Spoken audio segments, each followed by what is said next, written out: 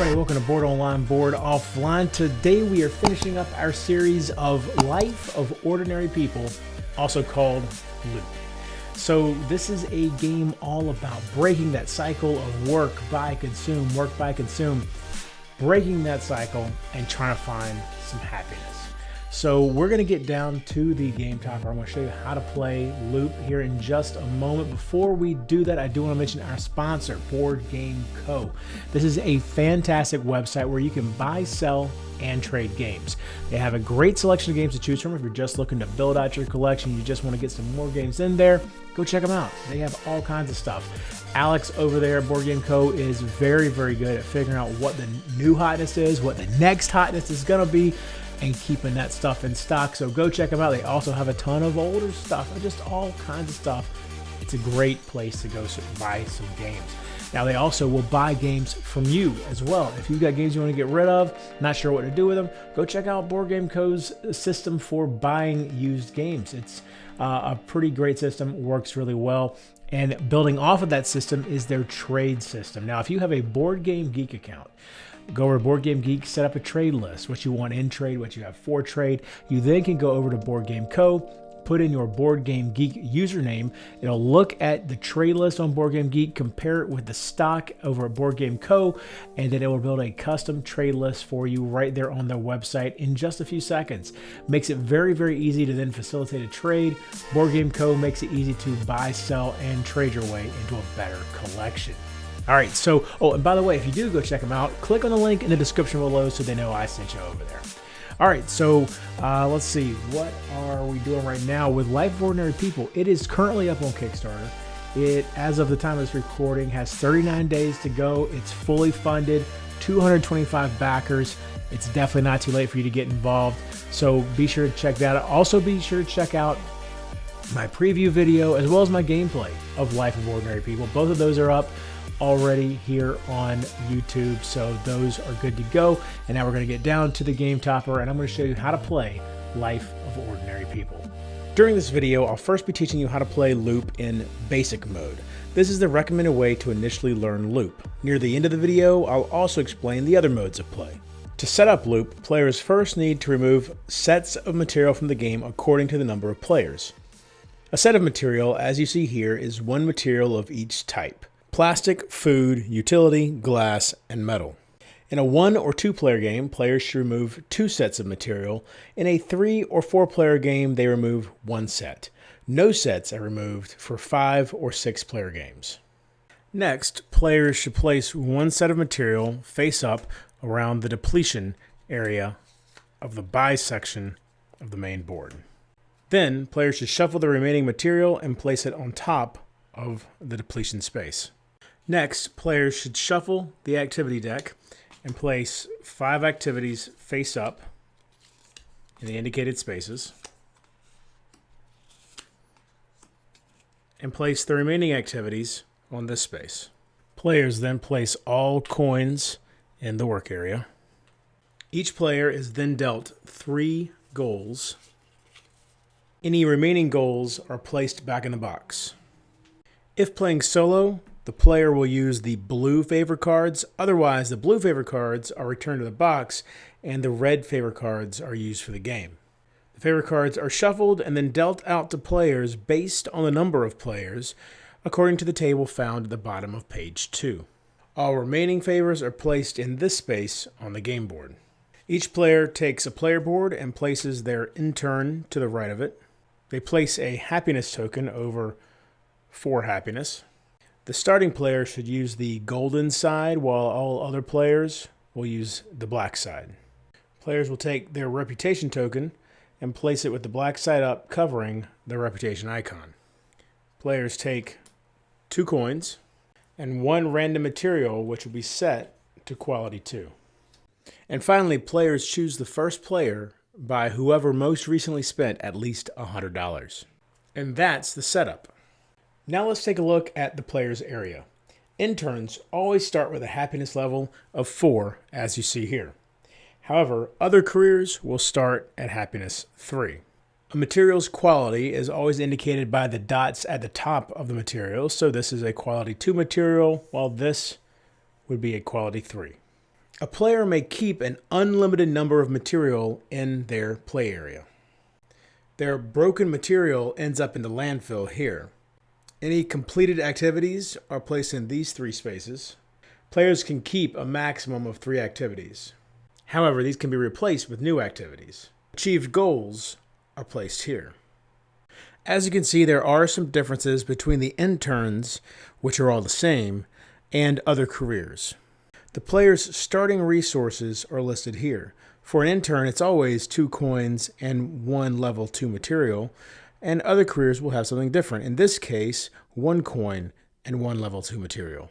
The player's salary is listed here, 3 coins and -1 happiness for the intern, or 4 coins and -1 happiness for the soldier. Careers also have special abilities, which are listed here.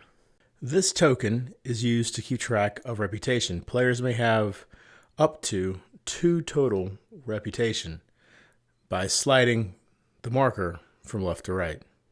On a player's turn, if they have less than 5 favor cards, they draw 1 favor card. It should be noted that 5 is not a hand limit. A player may keep any number of favor cards in their hand. However, they may only draw 1 at this point if they have less than 5. If the favor deck ever runs out, the players should shuffle the favor discard pile into a new deck. If both the discard pile and the favor deck are empty, then players simply cannot draw favor cards. There are 3 actions a player can take on their turn: work, buy, and consume. On their turn, a player must take 1 and only 1 of these actions. When a player chooses the work action, they gain their salary. In the case of an intern, 2 coins. As part of the salary, they also lose the indicated amount of happiness. If a player ever found themselves with not enough happiness to lose, but they choose to work anyway, they would simply take 1 single coin and then end their turn. In the rare case that the supply of coins ever runs out, players should just find a suitable substitute. When a player chooses the buy action, they spend coins to get material from the buy area on the board. Players decide how much coin to spend on each material and may spend anywhere from 1 to 4. Players may also buy up to 3 material in 1 turn. So let's say the player spent 2 coins on this utility. They place the coins here. And 1 coin on this metal. They then take these materials and place them into their area. The amount of coins spent on the material determines the quality of the material. So the metal is quality 1, the utility is quality 2. When a player chooses the consume action, they spend a material's quality to gain activity from the consume area on the board. They then place that activity onto their board in the indicated area. Player may consume up to 3 activity per turn, and the player does gain 1 happiness per completed activity, as you see here. Let's say the player wanted to complete hike. Hike requires 1 glass and 1 metal material. So the player would change glass from quality 2 to quality 1, and the metal would be completely used up, broken, and placed in the landfill. The player then takes hike and places it on one of their empty activity spots. If all of their activities were full, the player would have to choose one to discard and replace. After completing the activity, the player's happiness will move up 1 spot on the track. Also, it should be noted that with something like game that requires 2 plastics or glasswork that requires 2 glass, these must come from 2 separate material of the same type. In other words, if I had a level 3 glass, I could not use this to complete glasswork by deducting it twice. I would have to have 2 different glass materials. Immediately after taking the consume action, a player may find they are able to complete a goal. Here you see this goal requires 3 leaf symbols, and now we have 1, 2, 3 leaf symbols. Achieving the goal does not spend the activities in the player's area. They keep the activities and may use them on future goals as well. Once achieved, the goal is placed to the left of the player area, and the player immediately gains the indicated amount of happiness.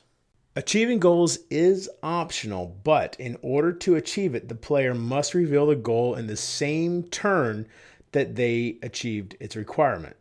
Also, remember, each player will only have 3 goals for the entire game, and each goal may only be achieved one time.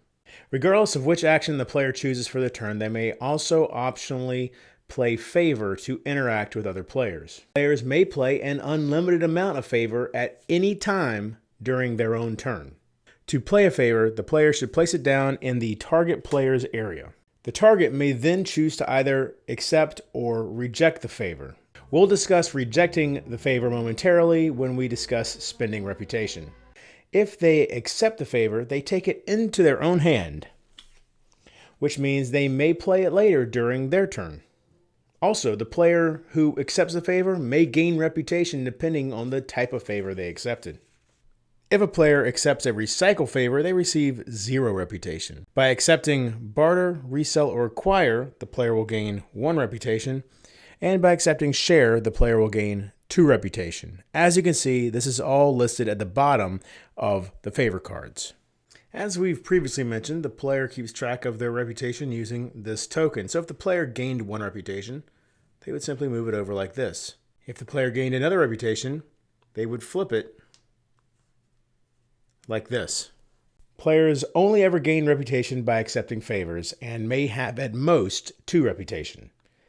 If a player gains more reputation than they may still accept the favor, they just simply don't gain any reputation. Also, during a player's turn, they may spend reputation. How they can spend it is situationally dependent. As we're going through this, keep in mind that it is also listed here for easy reference. During a work action, the player may spend reputation to gain an extra coin per reputation spent. During a buy action, the player may spend reputation to gain an extra quality per reputation spent for any material bought. It is important to note, though, that at least 1 coin must be spent to buy material. A player cannot buy material using only reputation. During a consume action, the player may spend 2 reputation to gain 1 happiness. And finally, when another player plays a favor card on you, you may spend 1 reputation to reject any 1 favor. In that case, the rejected favor, instead of going into your hand, would go into the discard pile. Players may freely negotiate with each other to make deals, counteroffers, etc., but all such agreements are non-binding. When a player is done with their turn, first refill any empty spaces on the main board. If the activity deck is empty, shuffle anything in the discard pile to create a new deck. The endgame is triggered when one of 2 different conditions is met. When one of these conditions is met, complete the current round, and then the game is over. The first game end trigger is depletion. When the final material card is drawn, you can see depletion occurs. The player who triggered depletion deducts 1 happiness at the end of their turn. The other endgame trigger occurs when a player reaches 12 happiness. In basic mode, the winner of the game is simply the player who has the highest happiness at this point. Ties are broken with the highest reputation, fewer material in the landfill, more goals achieved, and then more activities completed. Those tiebreakers will be used for all versions of the game. Now let's discuss the 5 types of favors in more detail. Acquire allows the player to take 1 material from any player and then pay that player coins equal to the material's quality. As we've mentioned previously, the player who accepts this favor gains 1 reputation. Barter allows a player to take 1 of their material and exchange it with another player for a material of equal or lesser quality. The player who accepts this favor gains 1 reputation. When a player plays resell, they may then give 1 material to the target player and take a number of coins equal to its quality. If the target does not have enough coins, then they cannot be targeted with this favor. The player who accepts this favor gains 1 reputation. The share favor allows the player to spend one quality of another player's material in order to consume. So if the player spent one plastic belonging to another player and then one glass of their own, they could then complete the dance activity. To be clear, when sharing, the player who is playing the favor does not actually take the material from the other player. They simply deduct one from its quality. A player who accepts this favor gains 2 reputation. The recycle favor allows the player to take one material from another player's landfill and place it into their area. Utilities may not be taken in this way. The player must pay coins to the work area to determine the material's quality. It's also important to remember that players may not recycle from their own landfill. Also, the player who accepts this favor does not gain any rep. There are in total 18 different possible goals in the game. 16 of them require anywhere from 3 to 5 properties as indicated in the top left corner. Hobby and curiosity are the 2 exceptions. Hobby requires 2 activities belonging to the player to share the same name. So the player could complete the hobby goal with 2 glassworks. Curiosity is achieved by having all 5 different types of material represented in the activities the player has completed. So for instance, gem would provide the metal, cookery would provide the food and utility, and dance would provide the glass and plastic, and now all 5 are represented. And that covers all the rules needed to play the basic mode of loop. Now we'll cover the rules for competitive, cooperative, and solo. These modes will introduce concepts such as credit card debt, careers, and events. Also, for the ease of understanding the differences between each mode of play, check page 12 of the rules for a chart that breaks it down in a nice, easy visual. First, we'll cover competitive mode. Competitive mode is the recommended way to play Life of Ordinary People. When choosing a career to use in competitive mode, keep in mind that the X at the top indicates how difficult that particular career is, with 1X being the easiest and 3 X's being the most difficult. Also, keep in mind that each career will have a slightly different setup.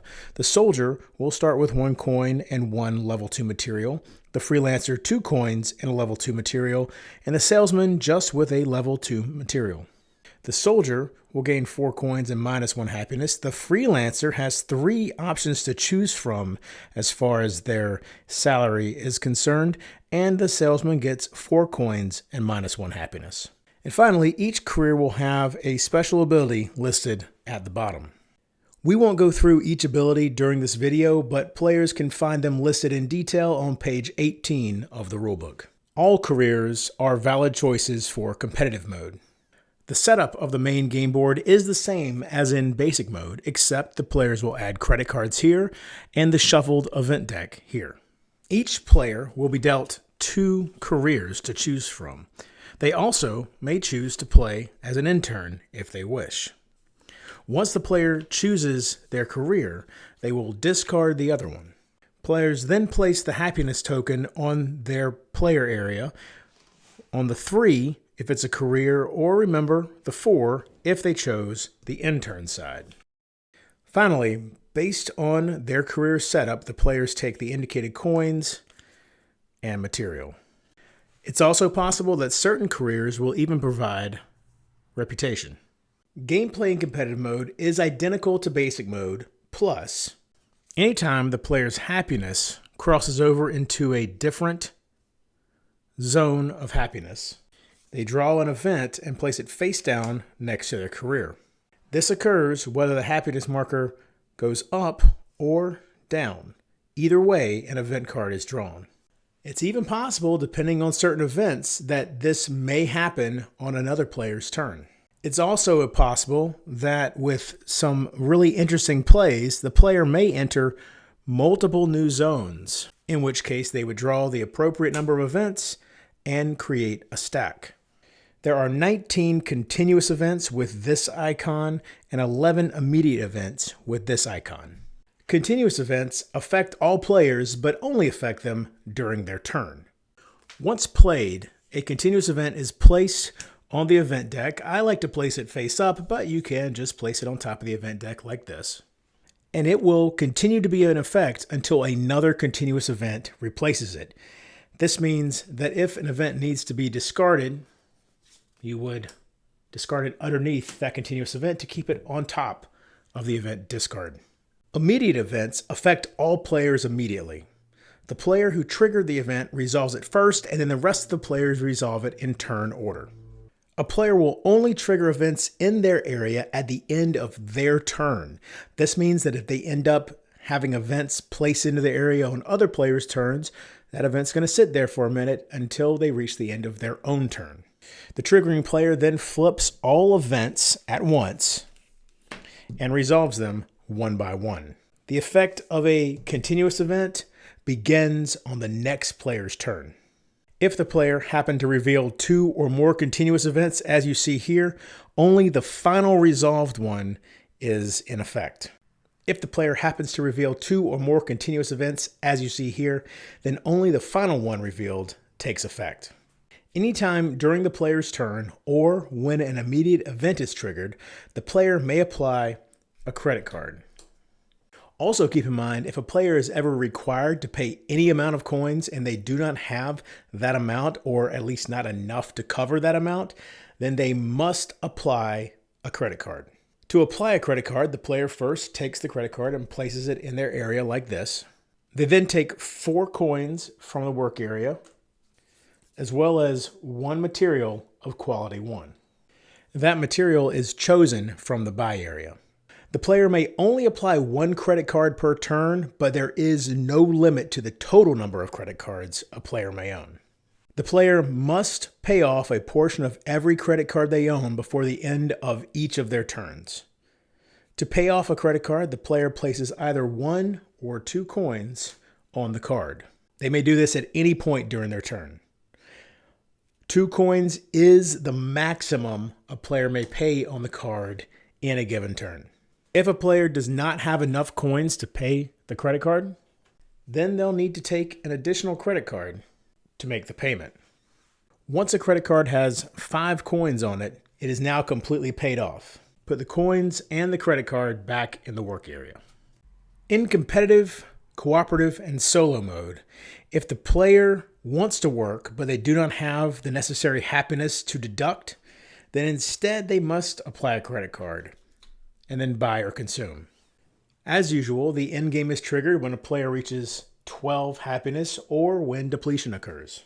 As usual, players finish the current round and then the game ends. Players then apply the following happiness penalties if they unfortunately meet the criteria. If the player triggered depletion, they lose 1 happiness.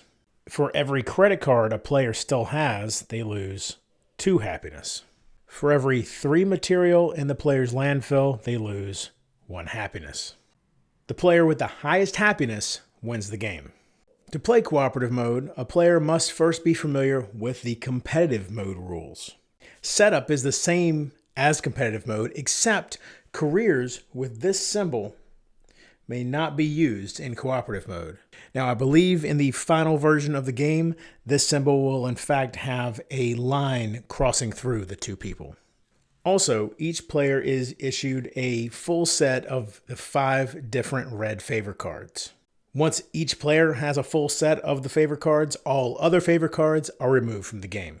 In cooperative mode, players are helping each other in an effort to all reach 11 happiness or more by the end of the game. Players are allowed to play with open hands during the cooperative game. At the end of each round, in other words, at the end of the turn for the last player in turn order, the top material card is revealed and then burned into a central landfill. If doing this causes depletion, then no player suffers the depletion penalty. At no point during the cooperative game will players draw favor cards. Also, when a player plays a favor card, they do not give it to another player. Instead, when a favor is played, the player places it face up to the left of where their completed goals are kept. At no point may players reject favors in cooperative mode, which means the favor's effect must be resolved. Anytime a player takes the work action, they then recover any played favors. The end game in cooperative mode is triggered just like competitive mode, when depletion occurs or when one player has reached 12 happiness. All players win cooperative mode if all players are at least 11 happiness. Just like with cooperative mode, a player must know the rules for competitive before learning solo mode. Setup is the same as competitive mode, except players do not use careers and events marked as not for solo, as you see here. Again, I believe the final version will actually have a line crossing through that icon.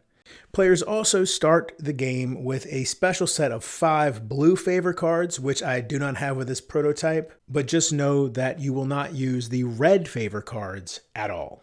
The player also is given 4 random goal cards instead of 3 random goal cards at the beginning of the game.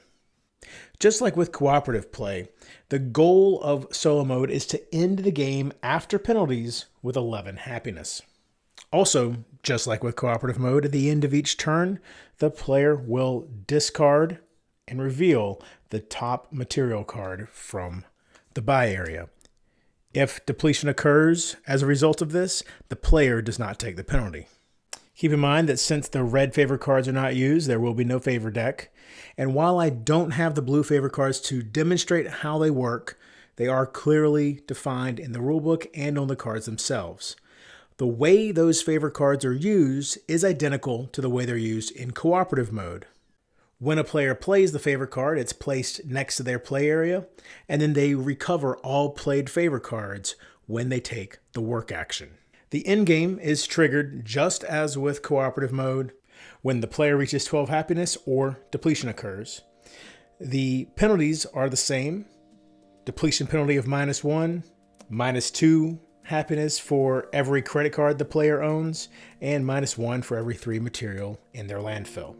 If they're at 11 happiness at the end of that, they win the game. So there you go, that was Life of Ordinary People, also called Loop. I hope you enjoyed this video. If you did, go check out Loop over on Kickstarter. There's a link in the description below. It is going, like I said, for the next 39 days. Looks like May 17th is the final day for Loop. And until next time, if you're bored online, bored offline.